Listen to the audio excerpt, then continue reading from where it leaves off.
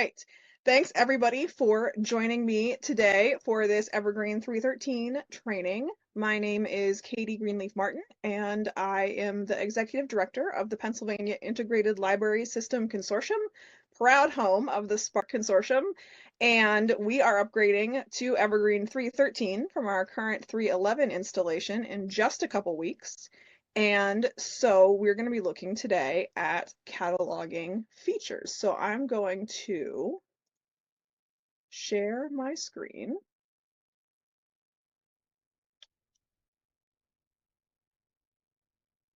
And you will see here that I am on the test server, and you get these delightful reminders up here at the top that you're on a test server, not on a production server. And so today you'll see me changing a lot of items and adding alerts to things and making edits to MARC records that you wouldn't necessarily want. And I can do that because I am on the test server and it is not going to do any permanent damage. All of you can access the test server with your regular logins. We did refresh the data in August, so any changes to your login since August may not be reflected on the test server. If you have any trouble getting into the test server or anything else in general, support@sparkpa.org is the email where you want to contact us. I will also remind everybody that the landing page for all of our exciting 313 documentation lives here in our SPARC support desk on Confluence. And so I'm going to go ahead and add this link to the chat. And so you can go through and take a look at any of the things that we have in there. And there should be, the trainings. Here it's got the reports training from last week already loaded on there. And then if you click through here, for instance, for cataloging, here is all the stuff that I'm going to be covering today as well. So you can go back through and check out the notes on that. So thank you. All right, back here to Evergreen 313 on the test server. The way that I am going to organize our training today is kind of by our cataloging permission groups that we have in SPARC. So I'm going to start with the things that everybody who catalogs items, so our local catalogers as well as our higher level catalogers, features they're gonna interact with. I'm then going to look at features that require the copy cataloger permissions, so batch imports, things like that. And then at the end, I'm going to do the updated MARC editor, which is going to be primarily for our original catalogers. Everybody is welcome to stay for the whole thing, even if you're not a cataloger and you just want to hang out with us. Everyone is welcome to stay for the whole thing, but I have organized it that way, intending to front load with the things that the most staff at SPARC Libraries are going to interact with. Okay. So the first thing that we are going to do is to look at item alerts. So one of the things that you may have come across when interacting with items, particularly in batch, in Evergreen, is that it can be hard to edit those item alerts in batch. And I will show you what these item alerts look like once we get a few of them put on here. So here's a fun thing that I actually learned while I was preparing for this training, is that if you put in the URL, whoa, no, can't do it in the search box though. Hold on. There we go. Got to take the bullet point out. So if you put in the URL, you can actually have multiple item IDs instead of just one item ID if you want to look at a few things. It was just interesting to me because I had not noticed that before. And so what I have here is just a selection of items. So say I am doing a project where I'm adding alert items to some DVDs. These are from my friends in Tyrone. And so I have scanned them in here in item status. And what I want to do is I want to be able to add the same alert message to each of these DVDs. Previously, this was not something that you could do. You had to do them one at a time. And so we're going to add alerts to all of these items at the same time. So we're going to go to Edit, Items. We could also do call numbers and items. And it's going to bring us here to the holdings editor. So what I can do here is I can add an item alert. And I can set the type of item alert that I want to display. And I'm going to show you in a minute here how to set the default for this, which is also a new feature. So I want this to display every time this item is scanned. And so I'm going to set it to that. And then I'm just going to call it test alert, but we're going to add an exclamation point to make it fun. And so we're going to add this to our items, and we're going to hit apply changes. And we're going to hit apply all, save, and exit. And it'll bring us back here to our scan item screen. I want to show you real fast what these alerts look like. No, what did I do? Sorry. Did I grab something that was deleted?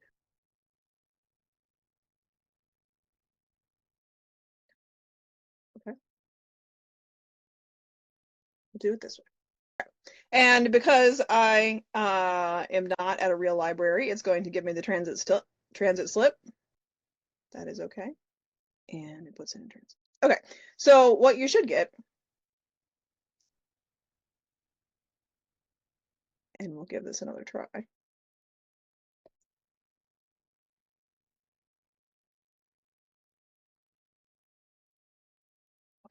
I evidently picked the wrong type of item alert, and so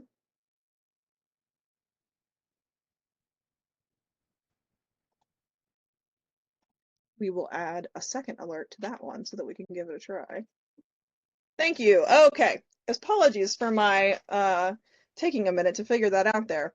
So what we have here is these are the item alerts that we're talking about. These are what you're now able to manage in batch.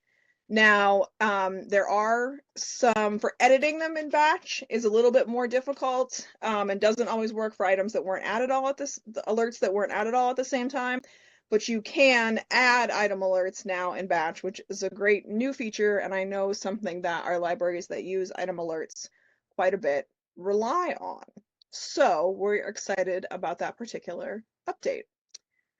Something else that I want to do, and first I want to show you something that I always like to remind people about. So in edit items, and I just have one item here, but you can have as many as you like, you will see that we have 3 tabs here in the setup that I have. We have holdings, item attributes, and preferences. A lot of libraries prefer to have the holdings and item attributes together on one page. So if you prefer that, you come in here and check this unified holdings item attributes display, and it's going to condense that all into one page. So I know a lot of folks at our libraries prefer this layout. So if you remember having that layout in an older version and you want to come back to it, or if you have it currently set up this way and you prefer it separated, then this checkbox is how you change that. And so that's a way that you can really customize Evergreen to your particular workflow. The other thing here in preferences that is brand new is that you can now set a default item alert type. So you may have noticed when I selected the item alert, there's a bunch of options in there. And typically we don't use all of them. You know, we have a few that we use, and typically we have one that we use most of the time. So you can use this box right here to go ahead and set a default. So you'll see here I have the normal check-in, check-out set as my default. If I go to item alerts, then you'll see for adding a new alert, it's giving me this default that I selected. I can go up here and pick any one that I want, but it's going to start out with whatever value I have in my defaults. And that was a feature that was requested in particular by Spark Library. So we are excited to have that one added to Evergreen. Okay. Any questions or things that we should check in here? Oh, okay. I have a question.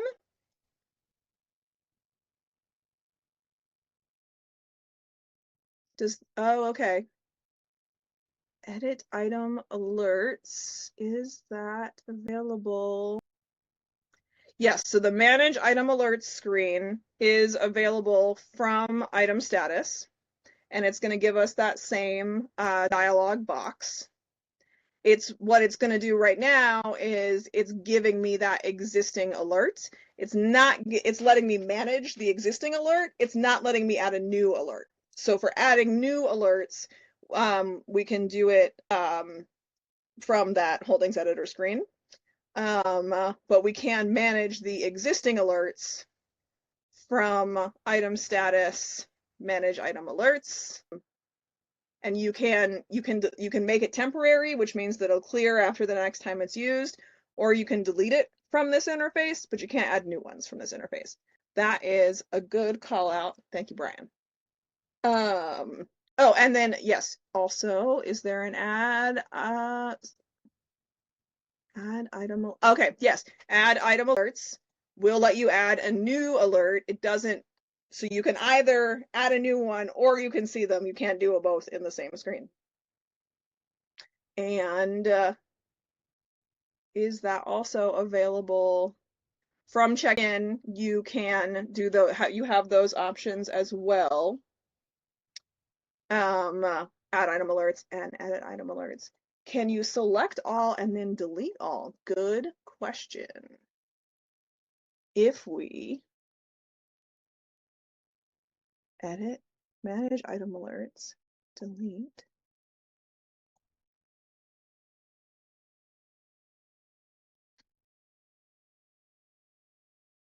No, it only deleted the one that's selected. I will make sure that there is more work on item alerts, particularly on the management side of them for managing them in batch. Adding them in batch now works really well. Managing them in batch is slated for the next update. So I am just going to take a really quick, or Kat, can you take a note for me and send it to me in Slack? To make sure that deleting item alerts in batch is part of the existing bug. Will do. Thank you, thank you. Okay, excellent questions.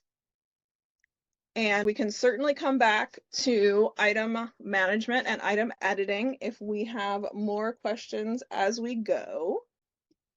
But for the moment, I am going to go ahead and before we moved on to the copy cataloger kind of things, I did want to note one important new feature, which was again something that was requested, and in this case, the development was sponsored by our consortium, and that is when we go to the record level view, you will have seen this record notes tab.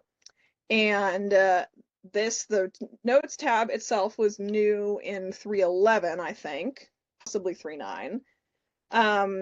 But one of the things that happened was that there wasn't, unless you clicked into it, you didn't have a way to know if there were any record notes. So now, if we add a record note, what it's going to do is add that to the display here. So whatever your default display is when you come into a view, we're going to see that there is a record note. There are a couple times when you want to make sure that you read the record notes. One time is if you are trying to decode a merge gone bad or an issue with the bib record. So this would be primarily for my original catalogers. Because every time a record is merged into another record, it generates a record note. So you're going to see the TCNs of records that were merged into that record in the record note. So that's fantastic and can help us with a lot of detective work. The other time, and this is for everybody that you will see record notes, is when we have records, and those of you who have been coming to the cataloging committee have heard us talk a lot about this.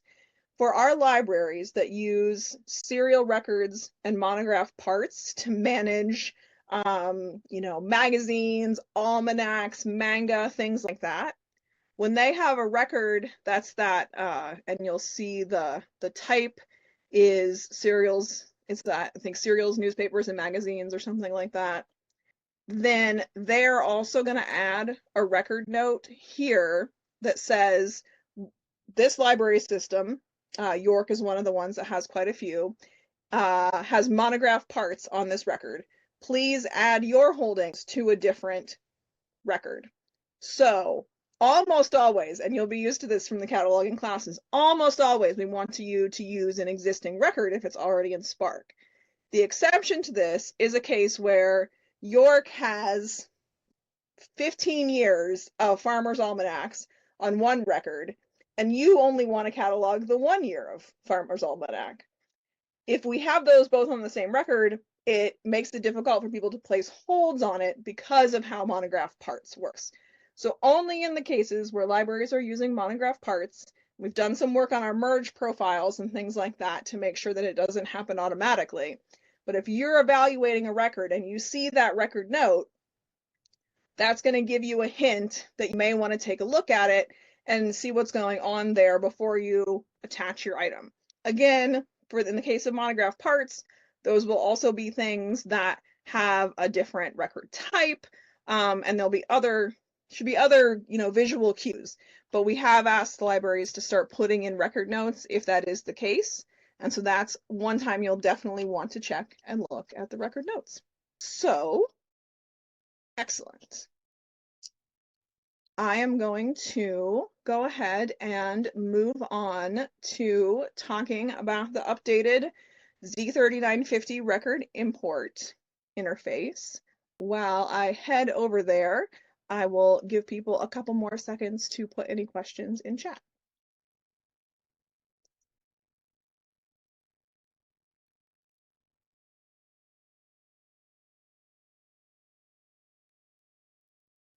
Okay, you will see in the new Z3950 interface, it looks a lot different. It isn't particularly, the functionality is the same, but it got a little update on the interface itself. You'll see that the sides are flipped. And so we have our search query boxes on the right-hand side, and we have our services. And yes, I'm so excited. Sorry, someone posted one of the features in the chat. So we have the sides are flipped in terms of your searching and your search query itself. Couple of things to note here, again, standard reminders. For Access PA and BTCat, we are able to code, since those are the same logins for everybody, because we are able to use those as a consortium, those logins are set on the server side. If you're a computer like autofills anything in these boxes, or you put anything in these boxes, unless you're also putting in the correct username and password, the searches will fail. So that's why it's telling you to leave those logins blank. I also recommend that people typically search no more than 4 or 5 Z3950 searches at once, and you always want to have local catalog selected in case for some reason you missed an existing holding, and I'll show you how that looks in a second here. We are also, the cataloging committee recommended a couple additions to this list of services, and we are in the process of doing that, so you'll see those on the production server hopefully in the next few weeks. Okay. So I'm going to put in an ISBN, and I have some services selected here. I'm going to hit enter. And the first thing that I really like is that we can hide our form. So once I've put in my form stuff, and if I don't want to have to keep scrolling up and down, I can hide my form, and then I can just see my results interface here. And the test server has fewer resources than production server, so it may spin for a little bit here. Or we might go back and change our sources. But you will note, and this is what one of our friendly catalogers had pointed out in the chat, is that this is now an actual full grid setup here with the results. So we are going to be able to do all the things that we would expect to do with a grid in Evergreen. So we are going to be able to sort these results. We're going to be able to move through the pages a little bit more easily. I think it might be that Access PA is what's spinning. So we're gonna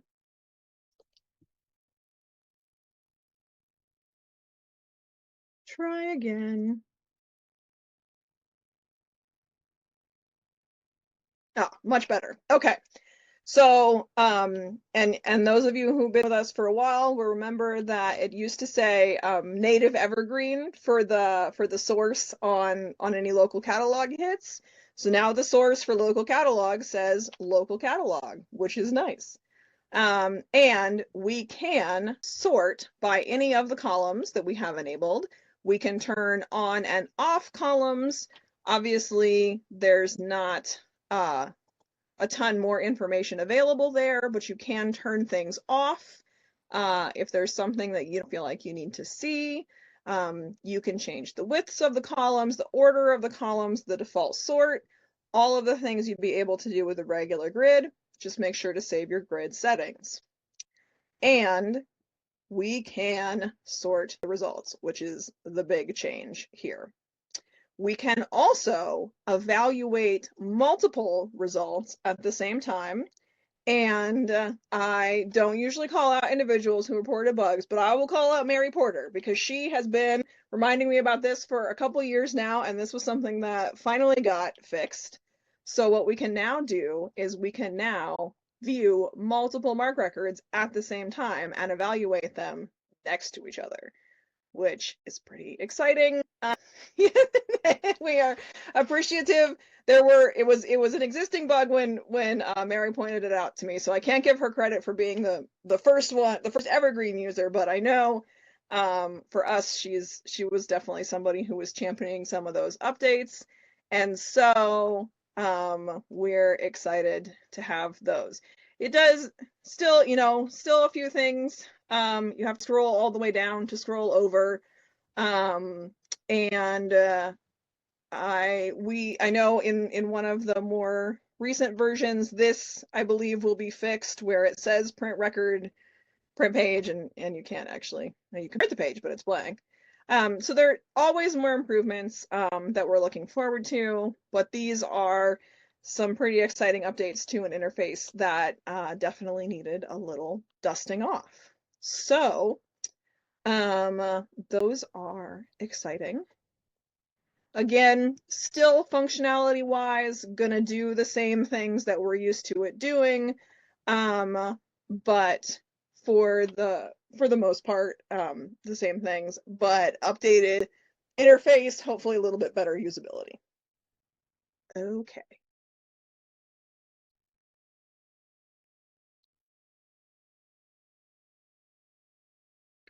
Questions about the Z3950 record imports before I hop over to the batch imports interface. Got some cool stuff there too.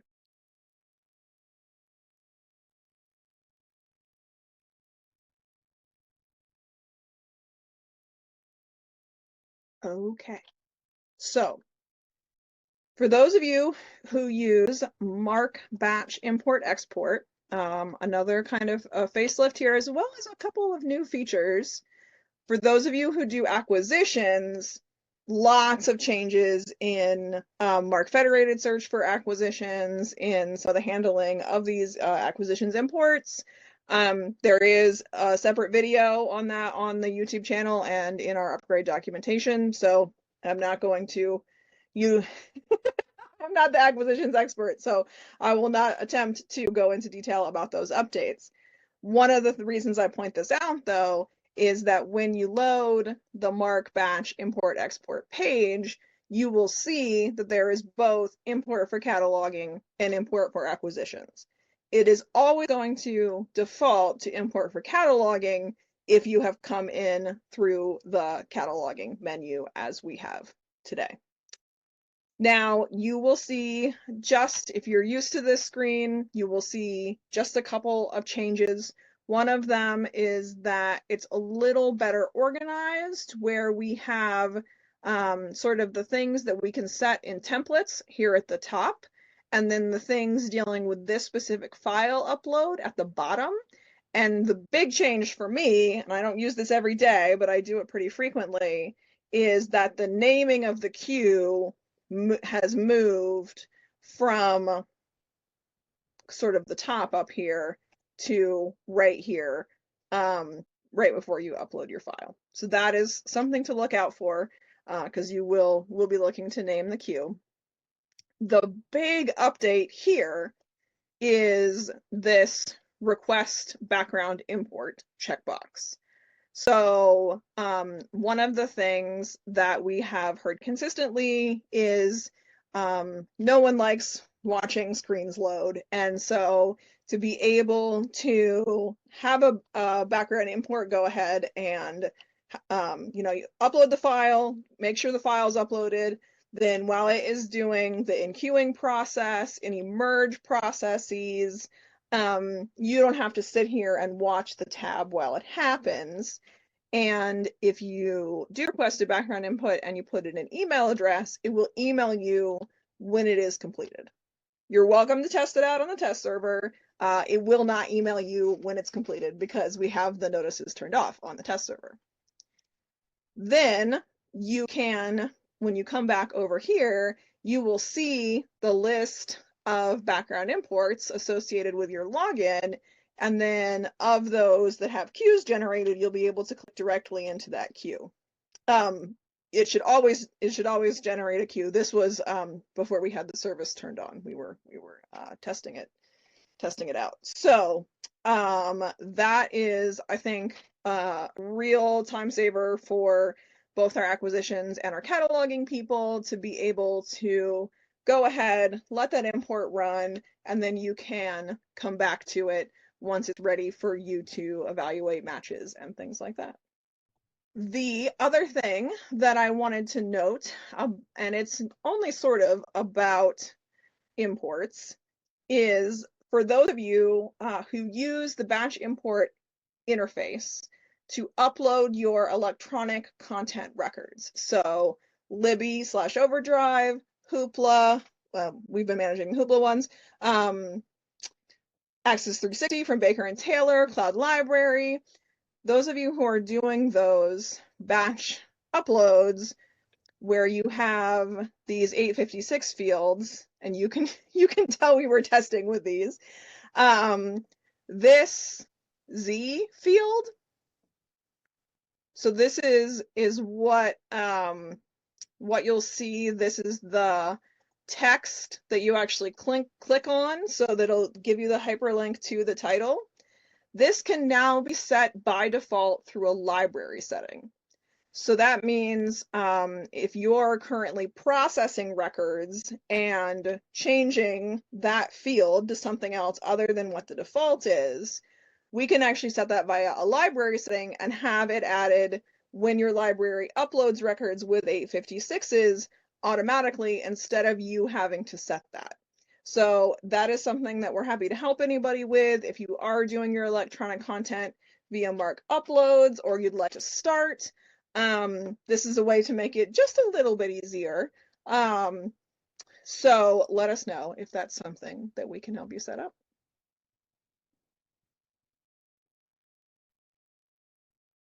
Okay. Questions about any of the MARC batch import / e-records topics before I move on to everybody's best friend, the MARC editor?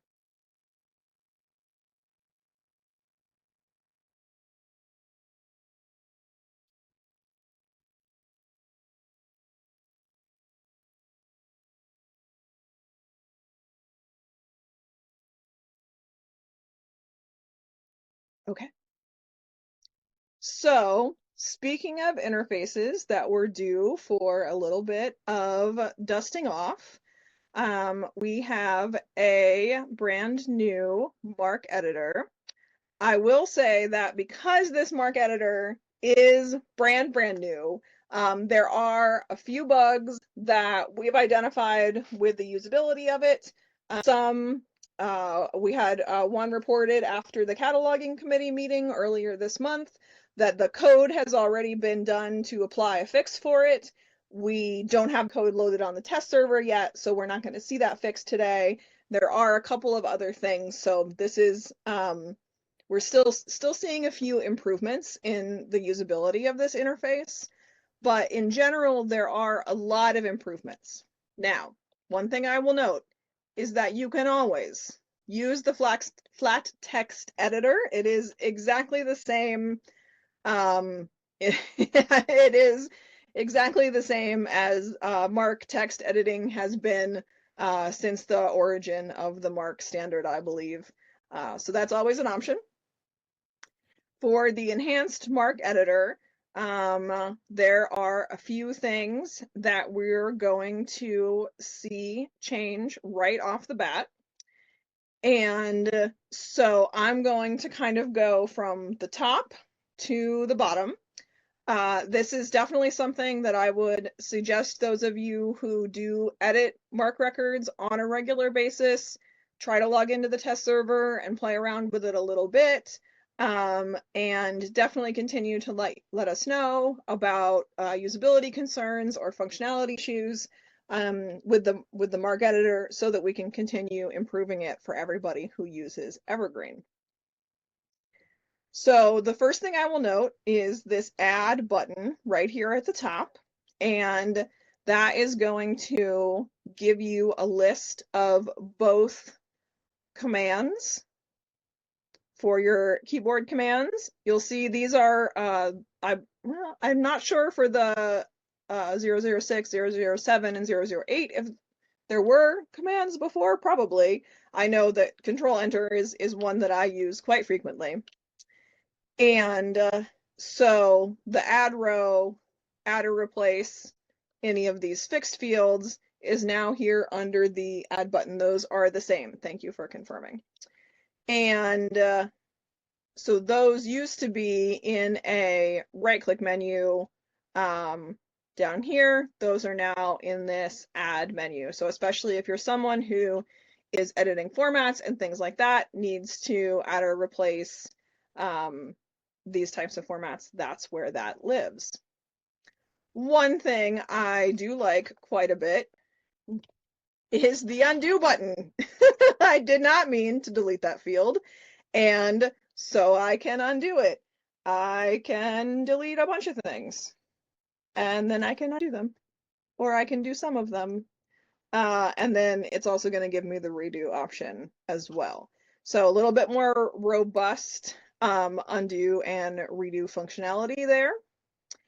And those do also have the shortcuts for those of you, and I know there are a lot of catalogers who work with MARC who prefer to use solely keyboard shortcuts. So your Control Z and Control Y are going to work here for you. I do not personally prefer the stack subfields view. For those of you who do, it is essentially in that same place. And the validate button is going to provide you with similar results where you get your checkboxes and your warnings on your authority verifications. not necessary, can be helpful if you're just trying to evaluate those. The help here is going to expand from the top. Something interesting with the help is that if you turn on help, then it's going to not only give you your list of keyboard shortcuts here, and so referencing the chat, yes, Control D for add subfield does still work. So it's going to give you both the existing shortcuts, ones that I think Control D for add subfield has been consistent across every ILS that I've worked with, as well as some of these ones that we're just adding functionality for. So copy current row above, copy current row below, open and close suggestions. Those are new keyboard shortcuts. So you'll see all of those. When you have the help toggled on, it will also give you inline field help. So as someone mentioned in the chat, those of us who don't do this every day, I know the one that gets me is like 245. I can remember. I do it often enough. But 246,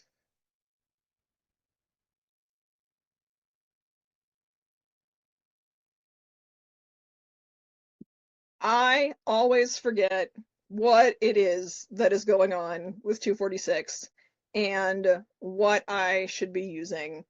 Looks like we're still working on getting some of the indicator documentation in for some of these fields. So hopefully we'll see that in future updates.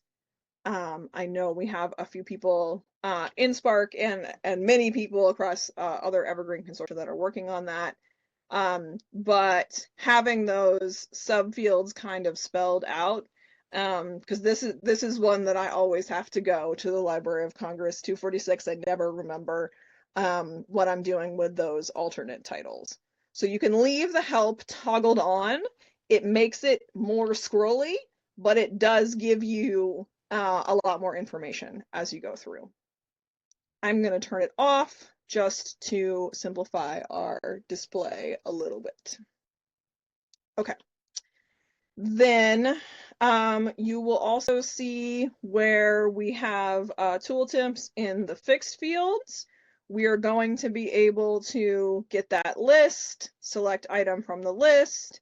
If you do change, this is a bug with the current MARC editor, that if you do change the type, it is going to immediately update the fixed field kind of chart here with those appropriate, trying to find another one that's a little different. So it's going to go ahead and immediately update that chart with the appropriate fixed fields for your particular item format.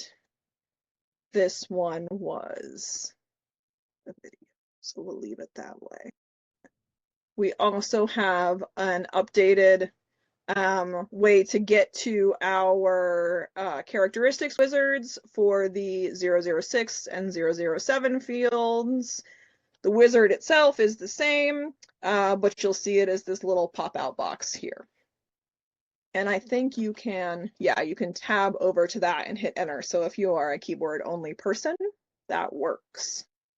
Then once we get down to our sort of regular MARC lines, we're going to see that same tooltips that we saw with the help are going to be available there in those drop downs. One of the things that was noted, and we don't have the update for us yet, but it will hopefully, we'll have it before we go live on November 7th, is that right now you can't arrow up and down between fields. So I know that's something that people are needing, and so that's been fixed. You can click and drag to move fields now. So every once in a while I make a field, I add a 520 or something, and realize that I've added it, you know, in the middle of the RDA fields. And so you can actually click and drag to be able to move those, which I like. And then you can do your copy as well. And then, so all of these things that formerly were really only via keyboard shortcuts, and you had to sort of keep scrolling up if you didn't have the keyboard shortcuts memorized, are now available as buttons as well as keyboard shortcuts. So we can also add subfields, we can add subfields in between, all of those things. Again, keyboard shortcuts absolutely still work, but it's going to give us some buttons as well. My understanding is that the idea is this also makes this more accessible for people using various assistive technologies with the computer. So exciting from several different usability perspectives there. Okay, I want to just double check my notes to make sure that I have covered all of the updates to this MARC editor. So I will take this opportunity to ask if anybody has questions.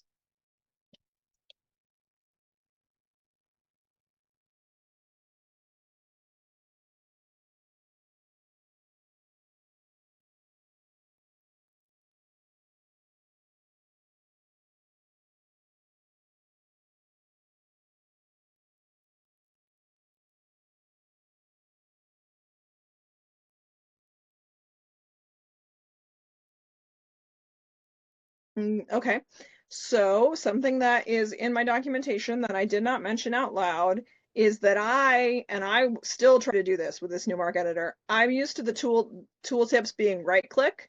They are left click. So if you left click in a field, you're going to get that tooltip. There is a keyboard commands for the open and close suggestions as well.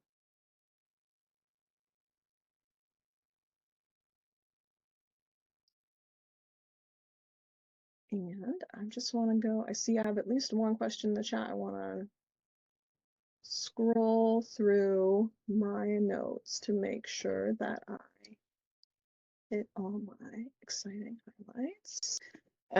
This is, again, not a change in functionality, but something I do want to make sure people have seen is this button to create authority links. Just looks a little bit different. The interface that pops up is the same as we're used to, and is selectable via the keyboard as well.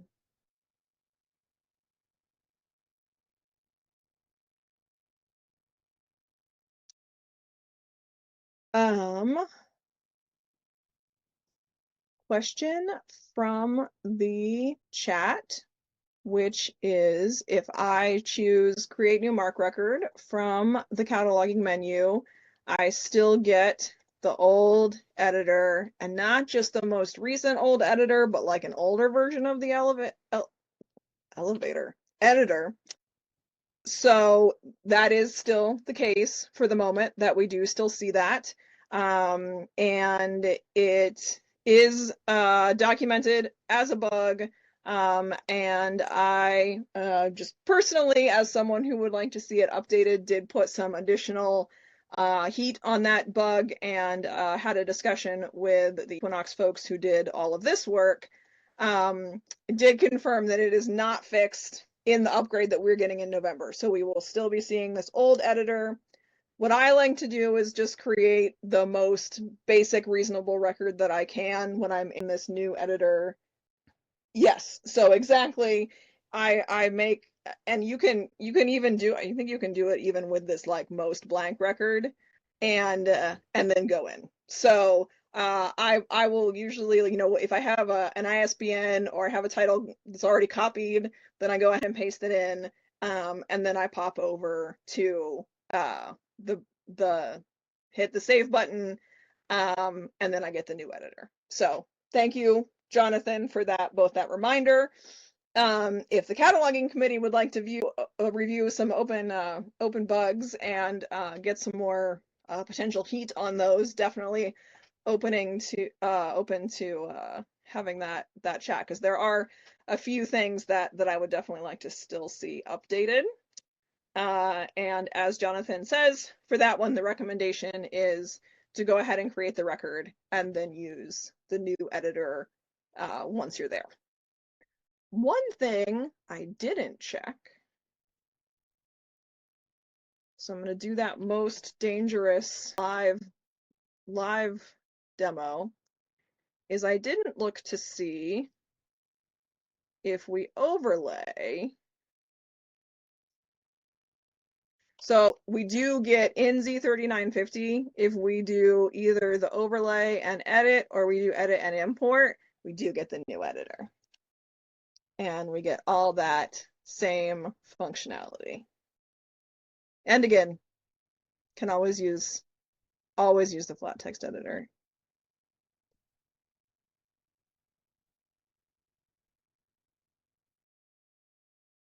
All right. Great questions so far.